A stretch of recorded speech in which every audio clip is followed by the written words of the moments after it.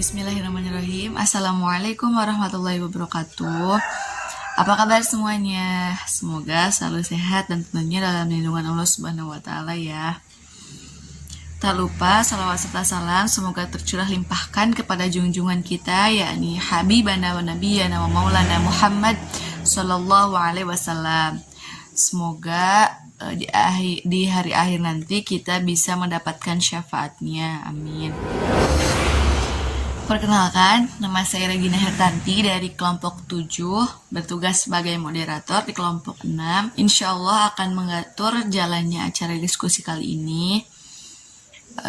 Dan tak lupa saya akan memperkenalkan anggota-anggota kelompok 6, diantaranya yaitu, silahkan.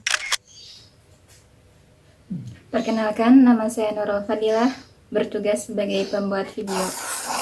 Perkenalkan, nama saya Samrotul Fuadi. Saya bertugas sebagai moderator di kelompok 5. Perkenalkan, nama saya Syifa Hairunisa, bertugas sebagai pembuat makalah.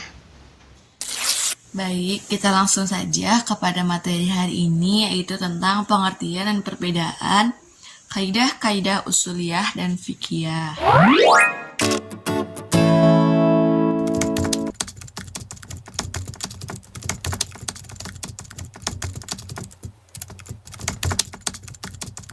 Kaidah usuliyah merupakan alat untuk menggali makna dan hukum yang terkandung dalam Nas Al-Quran dan As-Sunnah.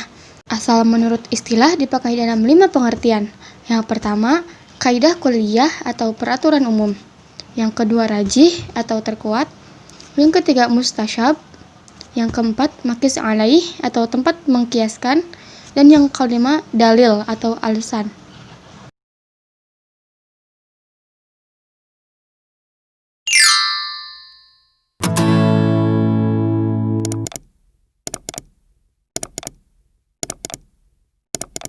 Lanjut ke beberapa contoh kaidah usuliyah, yakni ada amr dan nahi. Kaidah amr ialah kaidah yang menunjukkan suatu perintah.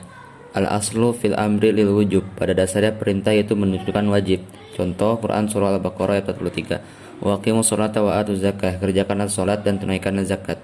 Makna salat di sini ialah wajib karena ada kaidah amrnya. Contoh kaidah nahi, yakni kaidah larangan. Al-aslu fin nahyi lit tahrim. Pada dasarnya larangan itu menunjukkan haram. Quran surah Al-Isra ayat 32. Wala taqrabuz zina innahu kana fahisyah. Dan janganlah kamu mendekati zina karena sesungguhnya zina itu suatu perbuatan yang keji.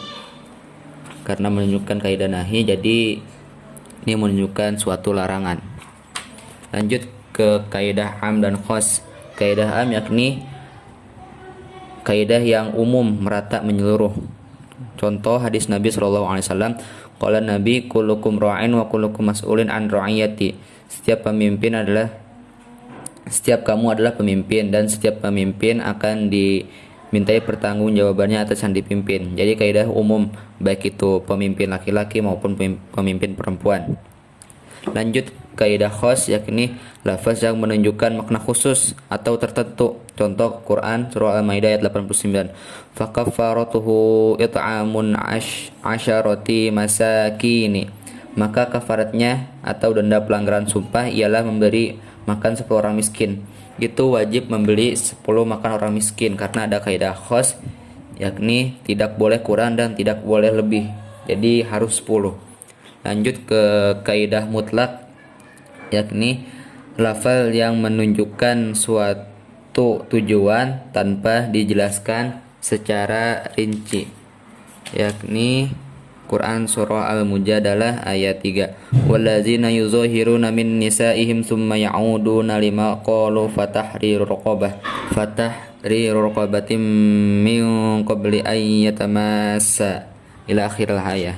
Artinya, dan mereka yang menzihar istrinya kemudian menarik kembali apa yang telah mereka ucapkan, maka mereka diwajibkan memerdekakan seorang budak sebelum kedua suami itu bercampur.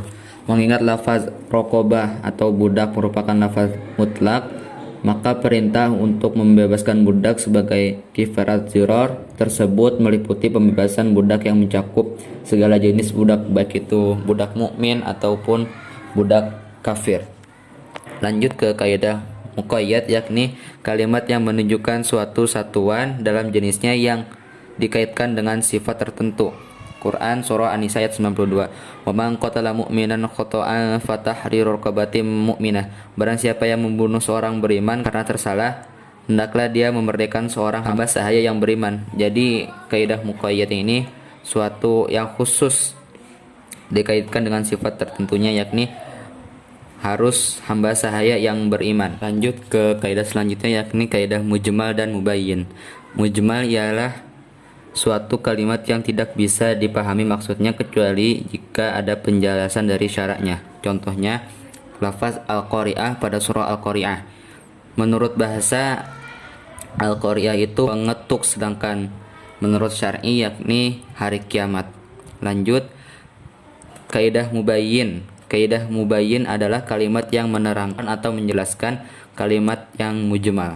Contoh penjelasan berupa perkataan, misal denda haji tamatu yakni puasa 10 hari, 3 harinya di Mekah, selebihnya di rumah. Lanjut ke kaidah selanjutnya, yakni muradif dan mustarak. Kaidah muradif ialah lafaz atau kalimat yang hanya mempunyai satu makna. Contoh yakni laisun, asadun yang artinya singa, komahun, himtotun yang artinya gandum. Lanjut kaidah selanjutnya, yakni kaidah mustarak. Kaidah mustarak adalah suatu lafaz atau kata yang menunjukkan lebih dari satu makna yang berbeda. Contoh, wal mutallaqatu yatarabbasna bi anfusihinna salasata quru. Quru di sini artinya dan para istri yang diceraikan wajib menahan diri, mereka menunggu 3 kali quru. Quru adalah lafaz yang mustarak atau memiliki beberapa makna antara haid dan suci, maka mentakyinkan salah satunya membutuhkan dalil. Itulah beberapa contoh dari kaidah usuliyah.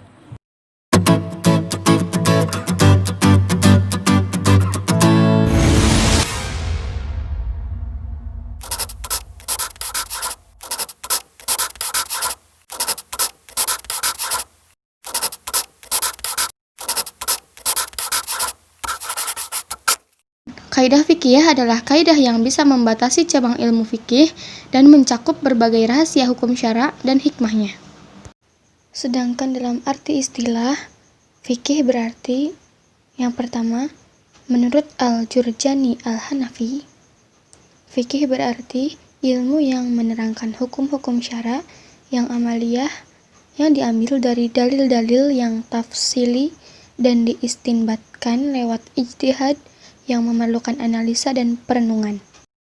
Yang kedua, menurut Ibnu Khaldun dalam Muqaddimah Al-Mubtada' wal Khabar, fikih merupakan ilmu yang dengannya diketahui segala hukum Allah yang berhubungan dengan segala perbuatan mukallaf dari Al-Quran dan As-Sunnah dan dari dalil-dalil yang ditegaskan berdasarkan syara.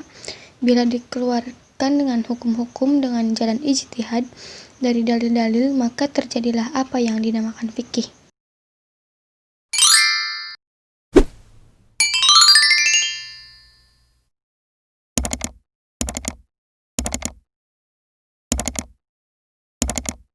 Selanjutnya, macam-macam kaidah fikhiyah. Yang pertama, ada kaidah yang berkenaan dengan fungsi dan tujuannya, yakni al-umuru bimaqasidiha, segala perkara tergantung kepada niat. Yang kedua, ada kaidah yang berkenaan dengan keyakinan, yakni hal yakin la yazalu bisyak. Selanjutnya yang artinya keyakinan tidak dapat dihilangkan dengan keraguan. Selanjutnya ada kaidah yang berkenaan dengan kondisi menyulitkan, yakni al-masyaqqatu tajallub at-taisir. Kesulitan mendatangkan kemudahan. Selanjutnya ada kaidah yang berkenaan dengan kondisi membahayakan. Idza daqal amru tasa'a wa idza tasa'al amru daqa. Apabila suatu perkara itu sempit, maka hukumnya menjadi luas. Sebaliknya, jika perkara itu luas, maka hukumnya menjadi sempit. Selanjutnya ada kaidah yang berkenaan dengan adat kebiasaan, yakni al-adatu muhkamatun. Adat kebiasaan boleh menjadi hukum.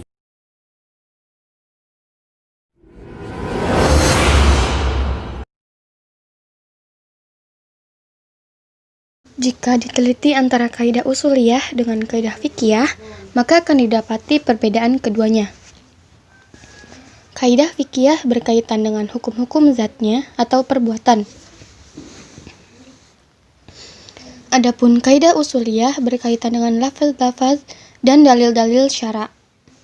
Atas perbedaan ini, maka kaidah fikih digunakan untuk menjelaskan perilaku dan perbuatan mukallaf serta untuk membimbingnya. Kaidah usuliyah digunakan untuk menjelaskan bimbingan asyari di dalam nas-nas syariah. Kaidah fikih menjelaskan hukum amal atau hukum-hukum cabang fikih meski tanpa perantara dalil khusus yang menyebutkannya. Kaidah usuliyah berkaitan dengan hukum amal dengan perantara dalil. Contoh kaidah al-yaqin la yazulu bisyak. Memberi faidah barang siapa yang yakin setelah berwudu kemudian ragu apakah ia berhadas atau tidak, maka dia beramal dengan yakin tanpa memerlukan perantara dalil. Sedangkan kaidah al-amr al-mujarradu an al-qarinati lil wujub, maka tidak memberi faidah kewajiban sholat atau zakat secara langsung, tapi memerlukan perantara dalil antara kaidah dan hukum tersebut. Misalnya dalil wa aqimus sholata wa atuz zakah. Dirikanlah sholat dan tunaikanlah zakat. Quran Surat An-Nur ayat 56.